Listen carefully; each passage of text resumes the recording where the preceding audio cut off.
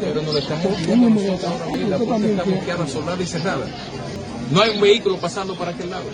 ¿Cuál es la situación de por qué bloquear a las autoridades dominicanas que están trabajando en el paso fronterizo ahora mismo? No hay necesidad de eso. No está bloqueado, comandante. Tienen ese camino, pueden pasar. Pueden pasar, no están bloqueados. No están bloqueados, comandante. De verdad que no están bloqueados.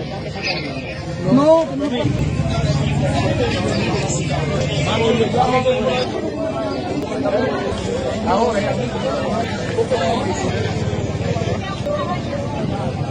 Él cerrará la puerta cuando le dé la gana, con un chantaje y provocando que se pierda dinero en el mercado. Señores, la gente que vende repollo, eso da pena. Entra en pabellón, que venden repollo, que venden zanahoria, la gente vende Toyota. ¿Cómo tienen eso? Tuvieron que la mercancía botada. ¿Por qué? Porque cerraron el mercado el viernes y no se pudo vender. Entonces ya nosotros, el chantaje se acabó.